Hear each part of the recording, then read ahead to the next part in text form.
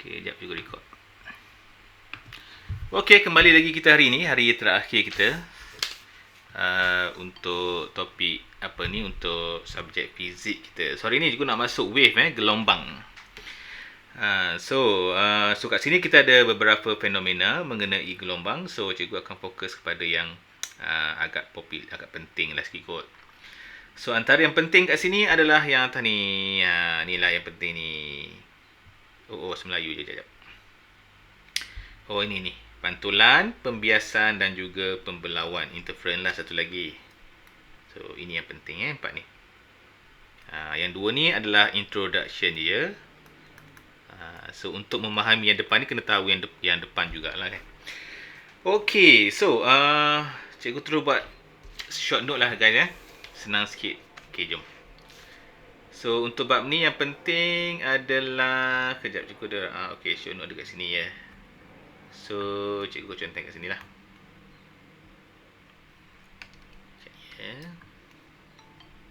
Okay, yang pertama, first thing first. Cikgu akan buat summarize sikit. So dekat sini nanti cikgu akan pecahkan untuk dia punya perbandingan antara pantulan. Okay, before that cikgu kena buat dia punya item dulu. Okay, item dia Okay, yang pertama item dia adalah lambda. Yang kedua mungkin juga akan buat frekuensi, velocity, speed. Lepas tu mungkin juga akan buat direction. Direction tu dia punya arah. Lagi juga ada energy. Sebut energy mesti ada amplitude. Dan satu lagi dia punya sudut. Ada berapa tu? 1, 2, 3, 2, 4, 6, 8. 2, 4, 6, 8 cukup. Okey, lepas tu kita ada 3 fenomena yang popular. Yang pertama kita ada pantulan lah. Okey, tak cantik lah atas ni. So yang pertama kita ada pantulan. Okey, pantulan ni kalau ikut dia adalah reflect. Okey, reflection. Yang kedua kita ada apa ni? Pembiasan. Okey, pembiasan. Kita ada pembiasan. Pembiasan ni adalah refraction. Yang terakhir kita ada pembelauan. Okey, dalam bab ni banyak 3 dia cerita ni. Diffraction. Okey, 3 perkara ni Okey, apabila dia melalui sesuatu medium yang berbeza, so dia akan mengalami perubahan lah. Okey, sebelum cikgu cerita ni, cikgu nak cerita satu benda dululah untuk awak supaya awak lebih faham. Okey, kat sini cikgu ambil satu contoh pembiasan. Okey, pembiasan, reflect. Okey. So kat sini kan kita nampak sudut tuju ni, kita punya sudut tuju kita ke depan ni kan.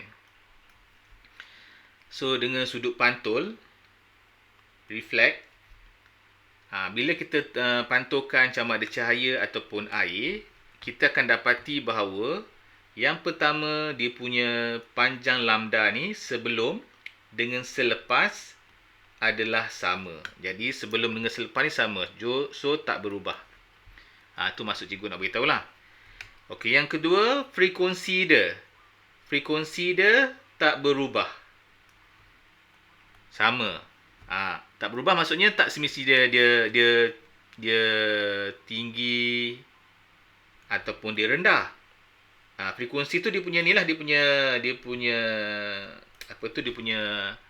hertz. Mungkin katakan ni 10 hertz. Ini pun mungkin 10 hertz. Tetapi 10 hertz yang ini mungkin amplitude tinggi.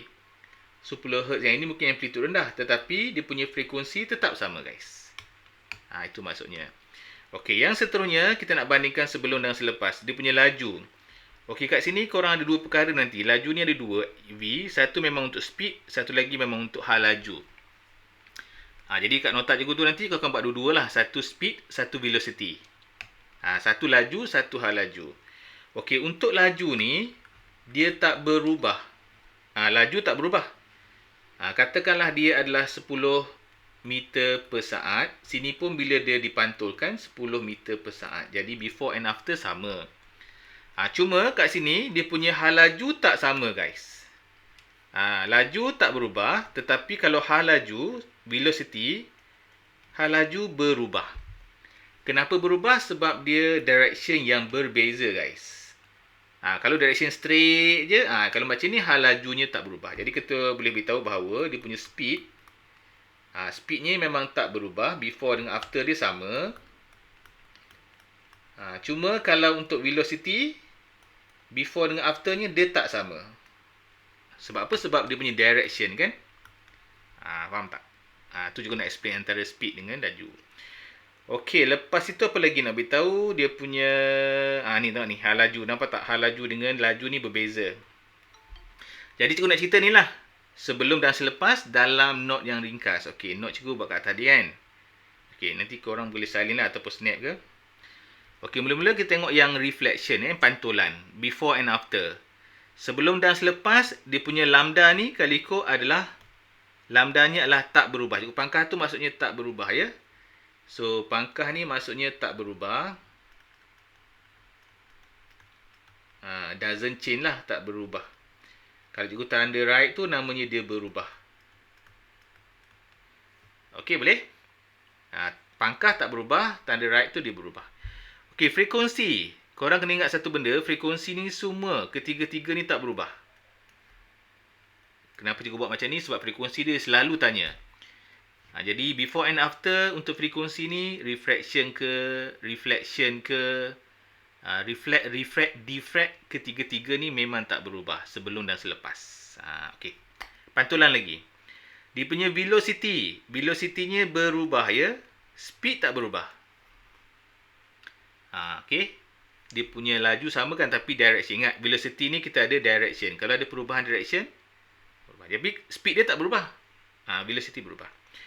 Directionnya, directionnya berubah. Direction ni berubah ni. Arah kita adalah pantulan. Pantulan arah berubah. Sebab apa? Sebab dia pantul, arah berubah. Okey. Direction berubah. And then energy. Energinya berkurangan. So, dia berubah. Reduce. Amplitude. Amplitude dia relate dengan energy. Kalau energy berubah, amplitude mesti berubah. Amplitude tu mana yang tinggi lah. Tinggi, rendah, tinggi, rendah. Jadi, kalau katakan dia makin rendah, bermaksud energy dia pun akan, tenaga dia pun akan rendah. Jadi, ingat energy, ingat amplitude. Ingat amplitude, ingat energy. Sudut sebelum dan selepas adalah sama. Sudut sebelum, sudut tuju dengan sudut pantul adalah sama. Okay, incident dengan reflect adalah sama. Okay, settle ini ya guys. Boleh faham ya? Cikgu explain, boleh faham ya? Okay, cikgu nak pergi kepada pembiasan pula. Pembiasan sebelum dan selepas. Sebelum dan selepas. Okay, pembiasan tu macam mana? Jom tengok sikit. Okay, pembiasan dia macam ni. Biasanya dia lalu daripada tempat yang dalam ke tempat yang cetek. Okey. Tempat yang dalam. Shallow area dengan deep area. Biasanya pantai. Sebab tu kita tengok pantai dekat pantai tu ombaknya tenang saja sebab dia cetek. Jadi dekat sini nampak tak? Dia akan membias dia akan refract. Jadi bila dia bias tengok anak panah pun berbeza kan. And then kita nampak dia punya lambda sebelum dan selepas berubah. Yang ni besar sikit, yang ni kecil sikit. Okey, daripada dalam ke cetek. Dalam ke cetek. Kalau cetek ke dalam, terbaliklah jadinya. Okey. Dan dia mesti berubah kat mana? Dia akan membengkok pada garisan normal. Dia akan kena sebutlah. Dia akan bend ataupun bengkok. Dalam ke cetek, dia mesti mendekati normal. Nampak tak dengan normal dia dekat? Okey, kalau kata terbalik, cetek ke dalam, dia akan menjauhi normal. Away from normal.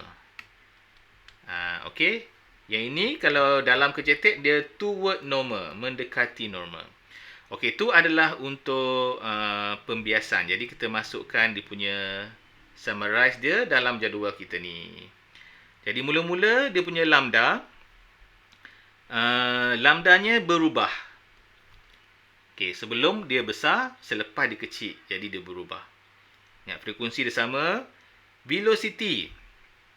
Velocity dia berubah tak? Velocity dia berubah. Sebab arah tadi kan? Kan dia bengkok sikit. Arahnya dah berubah, velocity berubah. Tetapi dia punya speed dia berubah tak? Speed yang ini pun berubah. Speed berubah. Dia punya kadar speed dia pun berubah. Directionnya pun berubah sikit. And then dia punya energy, energy ni berubah juga ni. Energy semakin berkurangan sebab dia melalui tempat yang cetek. Dan kalau energy berubah, amplitude berubah. So ni dia punya sudut tuju lebih besar daripada sudut bias, bergantung kepada dalam dan cetek lah. Bergantung pada dalam cetek. Okay guys, sampai sini okay guys? Nak tanya apa tak? So far so good? Boleh? Cikgu teruskan lagi? Mana dulu Okay, kita masuk diffraction, pembelauan. Okay, Iqmal okay. Okay, pembelauan mesti syaratnya kena ada gap. Kena ada gap. Kena ada celah ya. Ni celahan dia. So syarat pertama dia punya lambda ni maksudnya panjang gelombang air mesti lebih kecil daripada gap dia ni. Baru dia akan membelau, baru dia akan diffrate. Syaratnya macam tu, mesti lebih kecil tau, lebih besar tak jadi. Jadi lambda ni syaratnya mesti lebih besar daripada A ni. A ni dia punya gap lah. Gap ataupun obstacle. Okey, jadi jom kita buat lagi dia punya summarize kat sini. Jadi pembelauan lambdanya selepas dia punya lambda ni maksudnya dia punya panjang gelombang selepas. Kita contoh sikit, gua takut awak tak nampak kan. Okey, kita macam ni, sebelum datang macam ni kan. Ni sebelum, bila dia masuk dia jadi macam ni. Dia punya lambda ni sama dengan lambda ni. Tu maksudnya sebelum dan selepas dia adalah sama. Jadi dia tak berubah lah. Okey, frekuensi memang tak berubah. Velocity tengok ni straight, tiba-tiba dia ke sana. Jadi kalau arah berbeza, kalau direction berubah, bermaksud velocity pun berubah. Velocity pun berubah, ya. Tapi speed tak berubah. Speed sama je. Katakanlah 10 meter per saat, sini pun 10 meter per saat. Speed.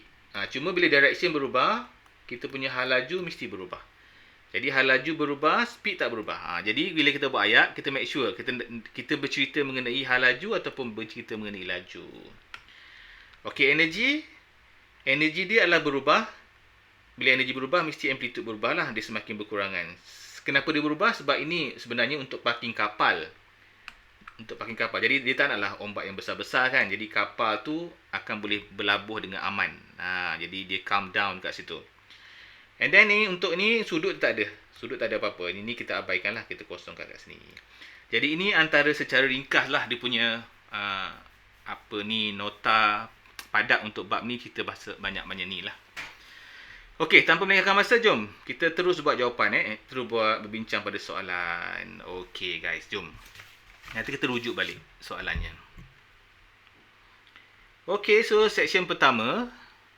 Okey, tengok betul-betul soalannya. Rajah di bawah menunjukkan corak bagi gelombang air apabila gelombang itu merambat. Merambat ni adalah propagate daripada laut ke pantai. Laut ke pantai, dalam ke cetek ke dalam.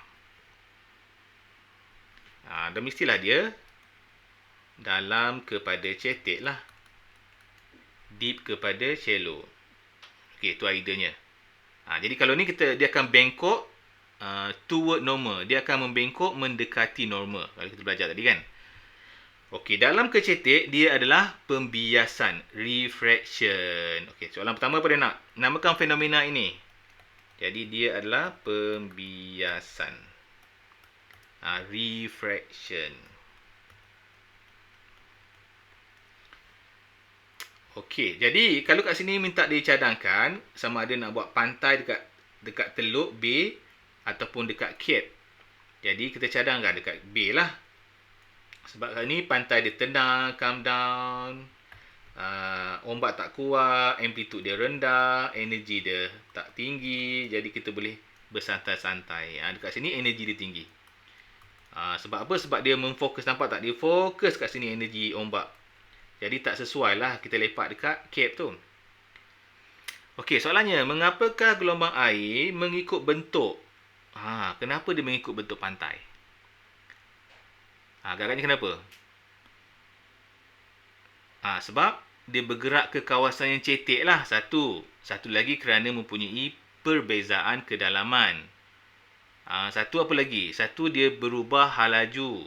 Semua apa yang kita boleh cerita kat sini ni, yang cikgu buat tadi, kita boleh masukkan je sebab dia. Seelok-eloknya kita cerita yang menyebabkan perubahan. Macam ni. Ni berubah kan? Cerita yang ni. Berubah. Okey, cerita ni. Ni berubah.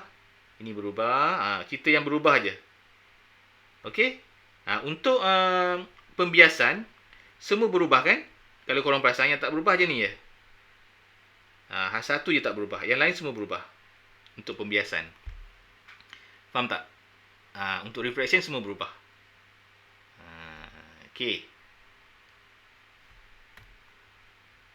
Jadi banyak korang boleh cerita je. Jom kita cerita. Sebab dia nak satu markah. Jadi jawapan pun satu markah je lah. Jadi kita katalah dia merambat daripada air dalam ke air cetek. Dia propagate. Dia merambat from depth, daripada dalam to shallow.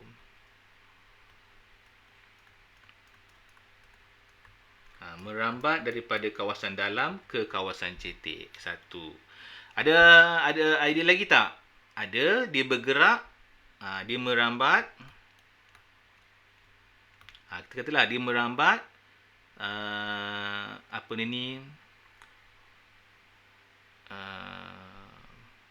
kita bunyi lah. Kita betul buat kerana terdapat perbezaan kedalaman.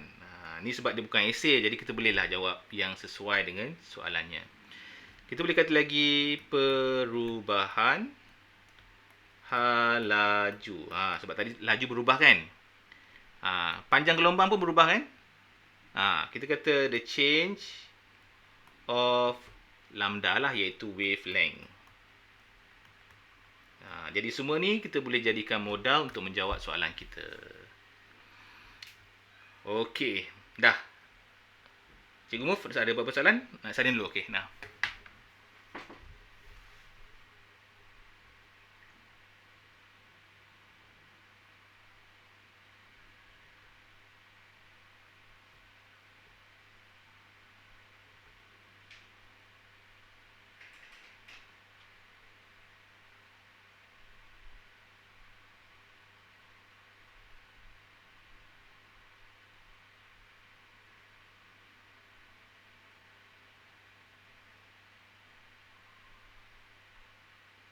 Ada saya masuk ke? Alamak, ada siapa tak boleh masuk ni? Aduh. Sekejap ya.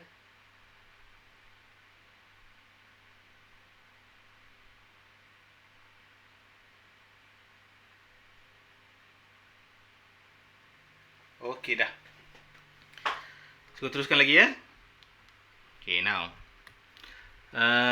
Apakah kuantiti fizik ataupun physical quantity yang akan berkurang apabila gelombang air merambat daripada laut ke pantai?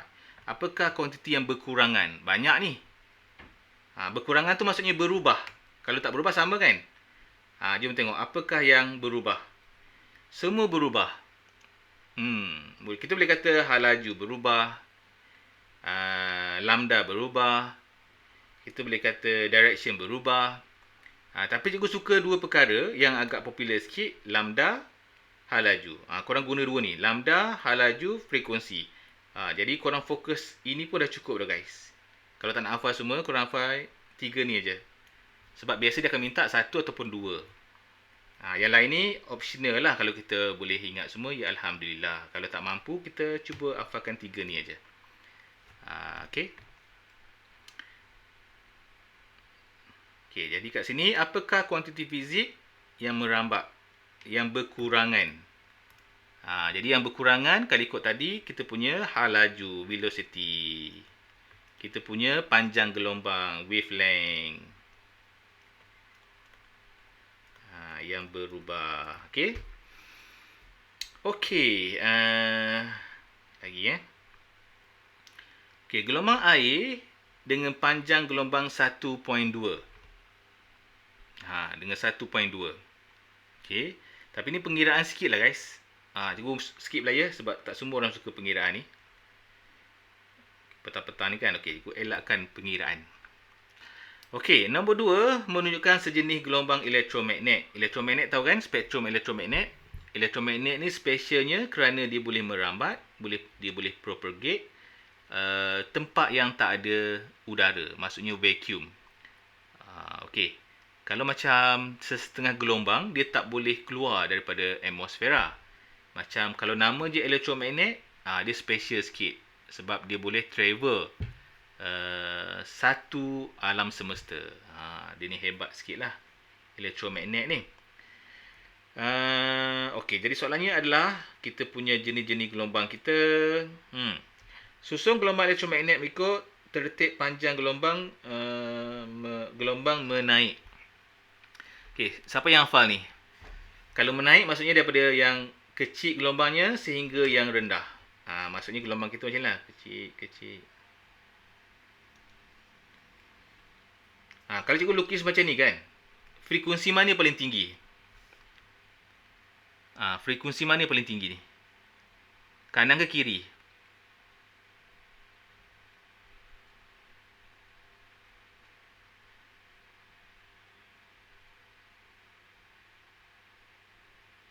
Frekuensi mana paling kiri?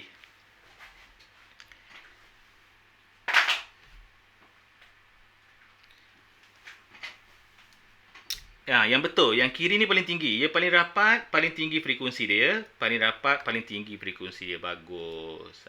Kalau besar-besar, frekuensi dia tak tinggi. Ni frekuensi rendah. Frekuensi tinggi dia kena rapat macam ni. So kena make sure kita tahu dulu yang tu ya. Sekarang ni kita nak gelombang elektromagnet mengikut tertib memanjang. Maksudnya panjang gelombang. Jadi kalau kita bercerita mengenai frekuensi, inilah paling power. Tapi kalau ikut panjang gelombang, sini paling power sebab dia paling tinggi. Jadi kalau nak cerita pasal gelombang, sini paling power. Nak cerita pasal frekuensi, sini paling power. Disebabkan dia nak adalah panjang gelombang meningkat. Maksudnya frekuensi yang power lah. Sebab ni panjang gelombangnya kecil, lepas tu meningkat sikit. Jadi dia bercerita mengenai frekuensi yang tinggi dahulu. So dalam banyak-banyak ni, korang rasa manakah frekuensi yang paling tinggi dahulu?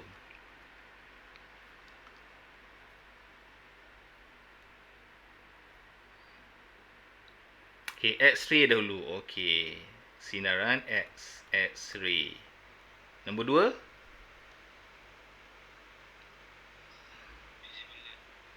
Visible light. Okay, betul. Visible light. Ni visible light nombor 2. Nombor 3. Infrared. Okay. Infrared. Inframerah. Dan yang last one adalah microwave lah. Microwave maksudnya dekat sini. Okay. Microwave pun walaupun dia besar, dia pun dah power dah sebenarnya. Telefon yang kita pakai tu microwave. Cuma ada lagi yang lagi power daripada tu. Okay, now kita nak masuk yang seterusnya. B, daripada jadual di atas, namakan dua jenis gelombang yang berasal daripada matahari. Okay, manakah yang berasal daripada matahari? 2.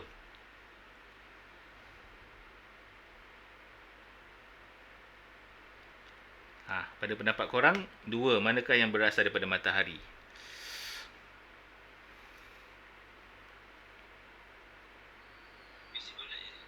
Betul, visible light, cahaya nampak. Sebab kita nampak cahaya. Lagi, kita ada infrared.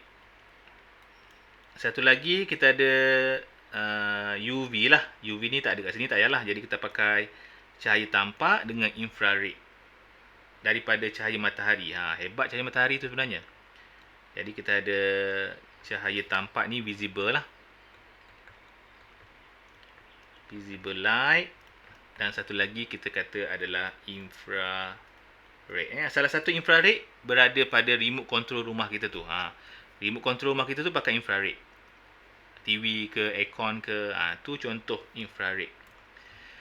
Okey, next. Seterusnya, nyatakan satu kegunaan gelombang microwave. Satu dia nak. Banyak. Microwave banyak kegunaan dia. Okey, siapa nak cuba jawab? Microwave guna untuk apa?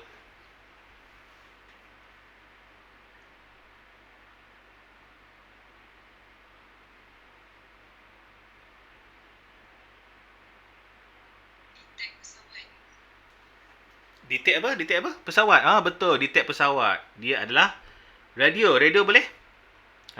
Kita kata komunikasi radio. Termasuklah kita call menggunakan telefon. Radar tadi kan? Detect pesawat tu radar. Satu lagi kita masak ayam. Heating food. Yes, heating food tu kita guna ketuhar microwave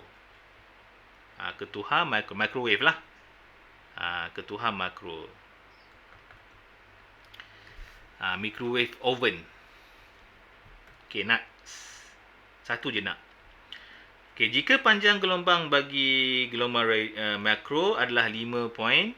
Okey, ini melibatkan pengiraan. So, cikgu tak nak awak stres hari ni. Okey, radio boleh Ustazah? Radio boleh. Komunikasi radio. Cikgu dah jawab dia Zain. Jadi cikgu nak elakkan pengiraan hari ni. Takut korang pun tak sedia kan. Tengah-tengah hari ni cikgu pergi soalan yang seterusnya ialah ya. Okey, rajah 3 di bawah menunjukkan gelombang air sedang bergerak menuju satu penghalang kecil. Bila sebut penghalang kecil ataupun obstacle. Kecil ni pastikan dia lebih kecil daripada obstacle ni mestikan lebih kecil daripada lambda. Daripada lambda. Baru dia berlaku diffraction obviously. Kalau obstacle ni lebih besar daripada lambda, maka dia punya pembelauan tidak akan berlaku. Tu syarat yang pertama. Okey lagi. Penghalang kecil P di tengah-tengah sebuah kolam. Jarak antara muka gelombang berturut-turut ialah 2m. Pengiraan juga. Tak apalah kita baca dulu. Tengok ada pengiraan kita tinggal. Soalan pertama, dia bagi dia punya gambar rajah. Ni kita punya penghalang kita. So, kita kena make sure bahawa dia punya lambda ni mestilah lebih besar daripada gap ni. Ni kalau nampak sekali imbas, gap ni lagi besar ni. Kan? Kalau nampak mata kasar lah. Tapi kita tengok pengiraan dia. So, first thing first, kita tengok panjang gelombang keseluruhannya 2 meter. Jadi, kalau nak dapatkan lambda dia, kita kena bahagilah 1, 2, 3, 4. Jadi, 2 bahagi 4. Barulah dapat lambda dia. 2 bahagi 4, kita akan dapat 0.5. Jadi, lambda ni adalah 0.5. Satu lambda. Lambda tu satu je, satu jenis satu gelombang je. Satu ayunan gelombang. Okey, namakan fenomena gelombang ini. Dah tahu dah. Sebab bila dia melalui obstacle ataupun dia melalui gap, celahan, sama ada halangan ataupun celahan, dia adalah pembelauan. Pembelauan gelombang. Okey, ataupun namanya diffraction of wave. Okey. Okay, next. Terangkan apa akan terjadi kepada amplitude air selepas melalui penghalang. Okey, kita lupa tengok jadual kita. Selepas. Mana kita punya ni? Okey ni. Dia tanya amplitude kan. Nampak tak? Amplitudenya berubah. Biasanya kalau berubah, dia akan kurang lah. Jadi kalau amplitude berkurangan, automatik energi berkurangan. Ingat amplitude, ingat energi.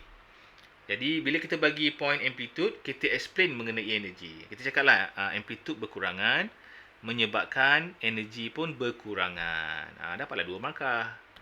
Okey, faham tak? Okey, next. Seterusnya. Mana dia? Hilang lah. Ni. Jadi terangkan apa yang berlaku pada amplitude. Apa jadi? Amplitude berkurangan. Amplitude berkurangan. Decrease. So 2 markah ni guys. Korang kena explain. Jadi kalau dia decrease, apa yang berlaku? Jadi kita pun tulis tenaga yang tersebar. Dia kan sebarkan tenaga kan? Jadi kenapa dia berkurang? Sebab dia akan keliling macam ni kan? Jadi dia berkuranglah, tenaga berkurangan kerana tersebar pada kawasan yang lebih luas. Maksudnya apabila sampai kat sini, dia akan tersebarlah tenaga tersebut di kawasan yang lebih luas. Itulah maksudnya. Jadi tenaga kita berkurangan lah. Berkurangan disebabkan tersebar pada kawasan yang lebih luas. Energy is spread over a wider area. Energy is spread over a wider area. Okey, next. Seterusnya, alamak, pengiraan lagi. Frekuensi gelombang, hitungkan laju. Okey. So, ni cikgu bagilah satu formula. V sama dengan F lambda. Sebab dia senang kan. Nak kira pun senang. Ni mula-mula sekali korang belajar gelombang tu, ada formula dia bagi. V sama dengan F lambda. So, kat sini, hitungkan laju. V lah. V lah. Just masuk kat sini kan. Masuklah V dia. So, frekuensi dia berapa? Frekuensinya 5. Okey, frekuensinya 5. So, lambda dia? Lambda dah kira dia kan? Boleh lambda? Lambda 0.5. Dapatlah jawapannya adalah 2 cm per saat. Tada! Pastikan unit ada guys. Okey, untuk jawab calculation, kalau korang nak dapat 1 markah, sekurang-kurangnya korang tulis formula pun insya-Allah dapat 1 markah. Biasanya macam tu. Okey, formula plus dengan ni, pengiraan ni, dan korang dapat jawapan. Ni pun 1 markah sebab tak ada unit. Nak dapat 2 markah, korang kenalah letak unit. Baru dapat full mark. Jadi cadangan cikgu, kalau kita lupa sangat, macam susah sangat nak masuk formula ke apa, korang tulis formula je. Hopefully pada tahun tersebut, dia punya graf rendah ke, dia terimalah formula tu. Kalau graf rendah, maksudnya ramai yang fail. Jadi dia nak mengurangkan yang fail tu, dia rendahkan graf sikit. Okay, now kita nak masuk yang B pula. B ni adalah, okay, jom tengok So, rajah 1 menunjukkan corak interference. Interference ni ada 2 gelombang. 2 gelombang yang bertemu pada fasa yang sama. Apa itu fasa yang sama? The same phase. Same phase tu maksudnya energi yang sama digunakan. So, air pun air yang sama digunakan. Amplitude sama digunakan. Itu namanya adalah fasa yang sama. Jadi fair lah. Korang kalau pernah pergi kenduri kendara, yang dekat open sikit, diorang akan pasang speaker kan. Kalau korang pernah perasan, kita lalu ke nak pergi ambil nasi ke apa ke, kita akan dengar orang karaoke tu kejap kuat, kejap perlahan. Kejap kuat, kejap perlahan. Pernah dengar macam tu tak? Kalau tak pernah dengar, maksudnya dia banyak pasang speaker lah. Kalau dia pasang 2 speaker, kita boleh perasan benda tu. Kita jalan across kepada nak cari nasi kan, kita kena dengar kejap kuat, kejap perlahan. Siapa pernah mengalami macam tu? Kalau pernah mengalami macam tu, itulah interference. Sebab dia menggunakan speaker yang sama, sumber yang sama, daripada satu radio yang sama. Okey, kalau sumber yang beza tak fair, tak dapatlah result dia macam ni. Okey, now jadi okey, tengok kat sini mana yang membina, mana yang musnah guys. Okey, P tu membina ke musnah? Destruktif ke konstruktif? P tu. Cuba awak tengok. Ini P.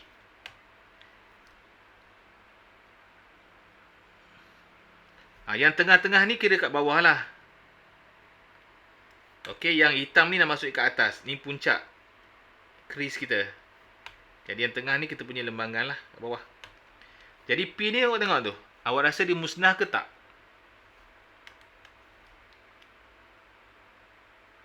P tu satu atas. Okey, satu lagi bawah. Atas berjumpa bawah. Dia musnah ke dia membina? Destruktif ke konstruktif? Cikgu guna warna merah ni atas, puncak lah, puncak kris. Hijau ni adalah lembangan bawah. Okey, atas jumpa bawah. Maksudnya kalau atas satu berjumpa dengan bawah satu. So apa jadi? Dah tentulah dia akan musnah. Satu atas satu bawah dia akan musnah lah. Jadi dia akan jadi destruktif. Jadi P ni adalah destruktif. Korang ingat lagi tak ni? Destructive interference. Interference memusnah. Ingat lagi tak ke dah lupa dah? Okey, itu P. Q tinggi berjumpa dengan tinggi juga. Tinggi berjumpa dengan tinggi. Ni barulah betul-betul membina. Q ni membina. Okey, membina adalah konstruktif. Okey. Kita tengok yang R pula. Okey, R tu membina ke memusnah? Okey, R kat sini siapa tak nampak? Tengok betul-betul. Membina ke musnah? Kita zoom sikit.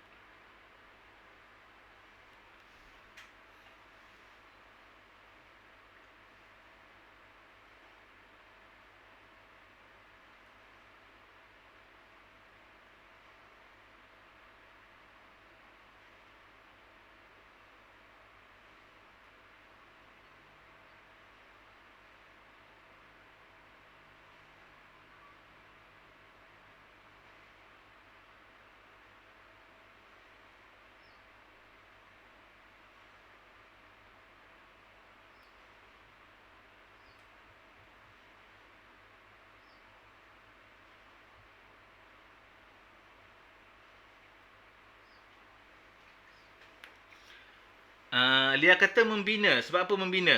Sebab dekat bawah berjumpa dekat bawah. Dua-dua bawah. Jadi dia adalah sebenarnya membina, ya. Dia adalah membina. Konstruktif. Macam itulah caranya. Bayangkan kat bawah berjumpa kat bawah. Dah tentulah dia akan jadi lagi besar bawahnya. Jadi dia adalah membina. Okey, dapat gambaran sikit barulah kita boleh jawab. Apakah yang dimaksudkan dengan sumber dua punca yang coherent? Ni adalah sumber yang coherent. Maksudnya kalau pakai dua speaker yang coherent. Kalau dipakai deeper, dua pencelup yang coherent. Jadi apakah maksudnya coherent source? Sumber yang coherent. Dalam bahasa Melayu ni kadang dia pakai dua term tau. Kadang-kadang dia pakai dua punca, kadang-kadang dia pakai sumber. Jadi sumber coherence. Okey, coherent source. Coherent source tu macam speaker lah, speaker deeper. So apakah masuk coherent kat sini? Kenapa? Siapa tahu?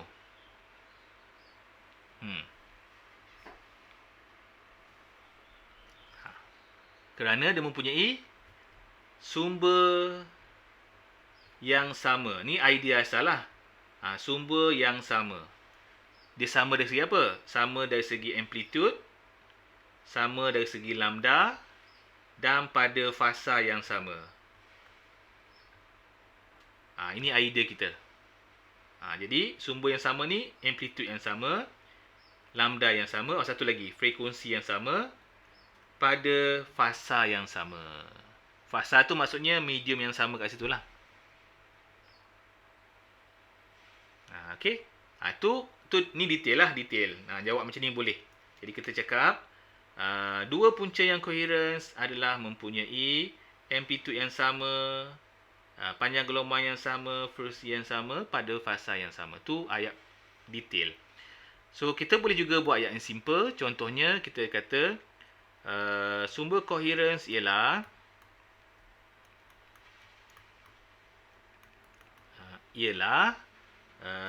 dua sumber yang sama, sumber gelombang yang sama. Dua gelombang yang sama mempunyai fasa gelombang ataupun pada fasa yang sama.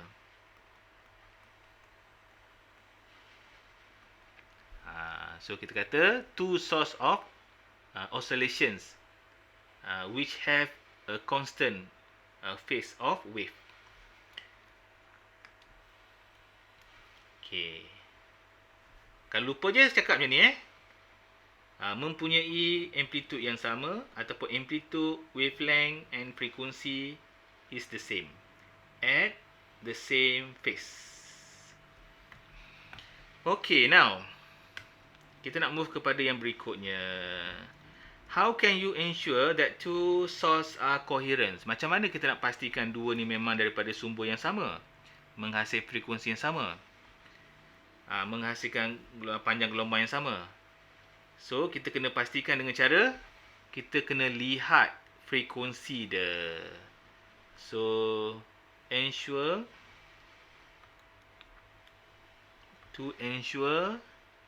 frequency ataupun to equal the same frequency.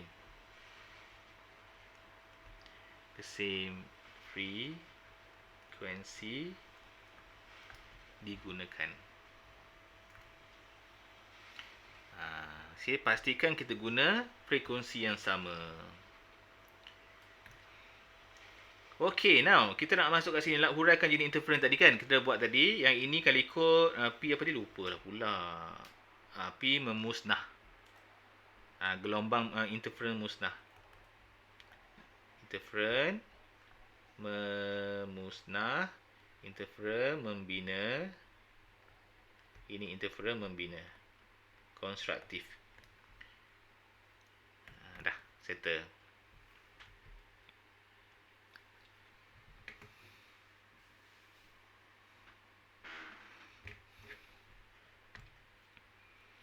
Okay, now jom kita masuk yang seterusnya. Nampak tak laluan interference ni? Ni namanya adalah gap. Okay, celahan. Jadi kita kena pastikan celahan ni mesti lebih kecil daripada lambda tau. Barulah dia akan membelau dengan jelas. Kalau tak boleh. Tujuan belau ni adalah untuk reduce energy. Supaya dia tidak merosakkan kita punya empangan tepi-tepi ni. Kapal pun tak musnah. Jadi itu tujuannya. Okey, jadi kat sini menunjukkan ombak sedang bergerak menuju sebuah pelabuhan. Okey, apakah maksud pembelauan? Pembelauan ni memang tak ada formula. So kena ingatlah macam semalam ada formula kan. Ingat pembelauan, sampai kat sini dia akan membelau. Jadi dia sebenarnya ada dua lah. Satu, dia kena masuk dekat gap ataupun masuk dekat obstacle. Jadi kita boleh kata dia adalah penyebaran pun boleh. Ataupun kita kata pembengkokan. Kita kata pembelauan boleh, bengkok boleh. Spreading boleh, bending pun boleh. Pembengkokan gelombang. Di sekeliling satu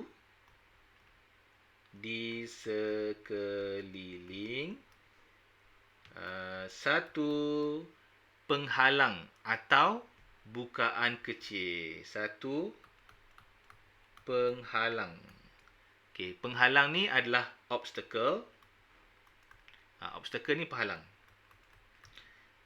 Atau Satu lagi namanya bukaan kecil. Bukaan kecil ni celahan lah. Celahan dalam bahasa Inggeris namanya small opening. Okey. Ataupun namanya gap. Okey, itu definisi untuk pembelauan.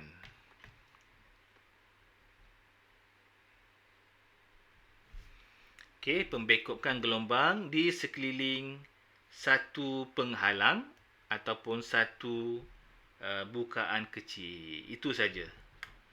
Jadi dia akan keliling ni. Keliling macam tu. Okey, next. Seterusnya. Lukiskan corak gelombang bagi ombak itu selepas melalui laluan pelabuhan. 2 markah. So, kita lukis kat sini. Sini boleh, bawah dia tak cukup, dia tak cakap pula lukis kat mana ya. Lukis kat sini lah senang. So, pastikan lukisan kita kena bulat dan tengok agak-agak lah dia punya lambda tu besar macam ni kan.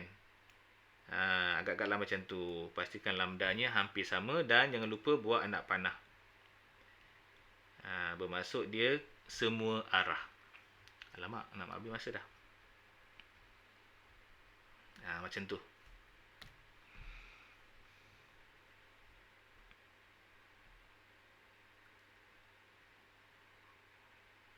Okey dah. Okey, soalan seterusnya. Tiba-tiba dikata bahawa laluan tersebut dijadikan lebih besar, wider. Membenarkan lebih banyak kapal masuk. Jadi, what is the effect? Kesan dia apa guys? Bagus ke tak bagus ni? Kalau bagus kenapa? Kalau tak bagus kenapa? Satu markah je sikit je. Yang pertama, gelombang yang melalui masuk tersebut. Gelombang dia jadi macam mana?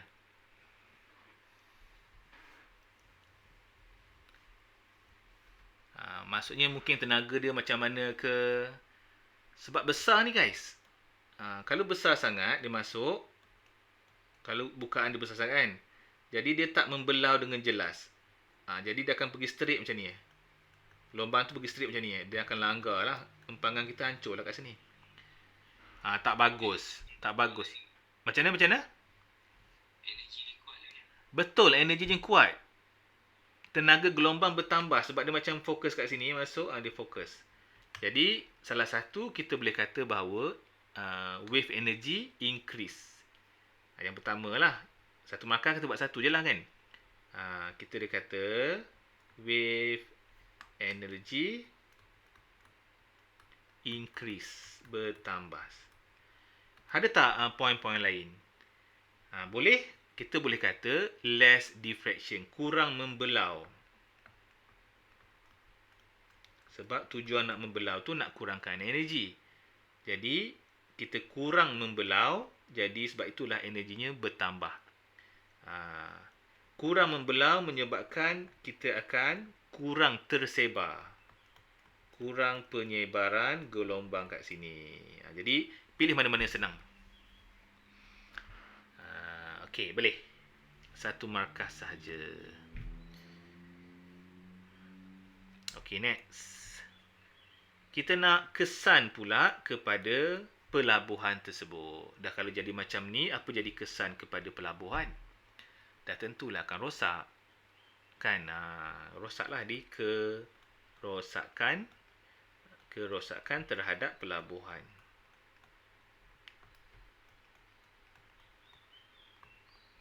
Senang. Okey. Mungkin kita boleh kata hakisan tanah. Soil erosion. Hakisan tanah.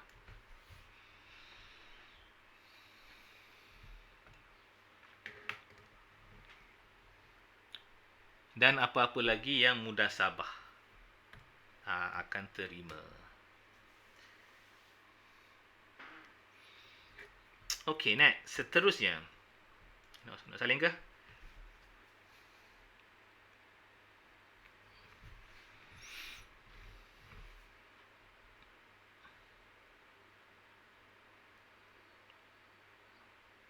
Dah, remove ya. Okey, seterusnya ni masih lagi interference. Darjah 3 menunjukkan corak gelombang yang dihasilkan di dalam sebuah tangki riak. Tangki riak ni namanya adalah Reaper tank. Okey, apakah fenomena gelombang yang menghasilkan corak gelombang ini? Ni interference lah, kita tahu dia kan. Jadi interference. Dah settle. Apa akan berlaku kepada jarak antara dua garisan antinot yang berturutan apabila jarak antara penggetar dikurangkan? Apa jadi antara jarak ni? Kalau kita makin kurang, rapatkan dia, apa jadi? Ataupun kalau kita jauhkan dia, apa jadi? Jadi soalan macam ni, kalau kita lupa, kita andaikan macam ni. Kalau dekat perhimpunan, kita ada dua speaker. Korang rasa kalau nak dengar ramai orang, kita letak speaker dekat ke speaker jauh? Nak letak speaker dekat-dekat ke nak letak speaker jauh-jauh? Jauh-jauh. Jadi kalau jauh-jauh, kita akan menghasilkan antinot dia dekat-dekat. Faham tak? Dekat-dekat. Tapi kalau kita letak speaker dia semakin dekat, dia akan menghasilkan antinot lagi jauh. Jadi, dia semakin increase. Jadi, kalau pelajar berbaris kat tengah ni, tak dengar lah. Pelajar berbaris kat sini, dia dengar. Jadi, sebab tu speaker kebanyakan kita letak hujung-hujung kan. Supaya kita dengar. Jadi, kita meningkatkanlah antinot tersebut. Jadi, soalannya, dia nak dekat ke, dia nak jauh?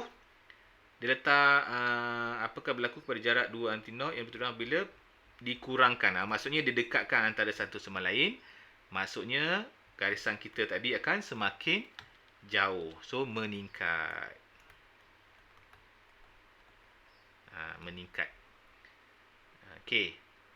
Okey lagi. Seketul gabus yang kecil diletakkan di titik P. Nyatakan pergerakan gabus tersebut. Okey. Gabus pada titik P. P ni korang rasa membina ke musnah? Musnah je ke? Atas, kris, jumpa kris. Puncak, jumpa puncak. Kalau musnah, membina Kalau musnah, mesti dia macam gini. Satu dot, satu garis lurus. Jadi ni akan jadi superpositions. Lagi besar. Jadi apakah yang berlaku kepada gabus tersebut? Gabus tersebut akan berayun ke atas dan ke bawah secara optimum.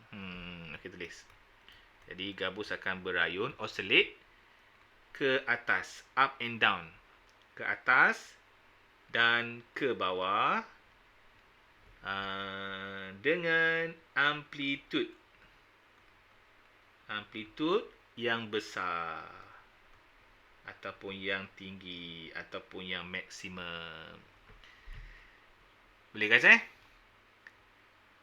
okey. Okeylah guys, aku rasa tu je kot aku boleh explain. Sebab ada 1 minit lebih je, takut tak sempat nak explain nombor yang seterusnya.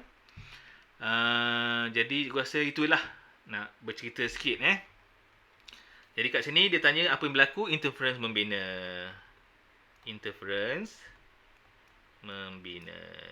So okay guys. So terima kasih hadir hari ni So kita jumpa lagi dalam AdMed kita lah malam esok. Okay, harap korang dapatlah sesuatu sepanjang bengkel fizik kita ni. Sekurang-kurangnya mengurangkanlah awak punya revision. Tengok kurang kan, senanglah sikit. Kadang-kadang nak belajar ni tak tahu nak belajar apa kan. So jumpa lagi di masa akan datang guys Okay, bye semua. Assalamualaikum warahmatullahi wabarakatuh. Okay Saza, jumpa lagi. Okay Mi, okay Zati, bye. Okay Amni, jumpa lagi Amni bye.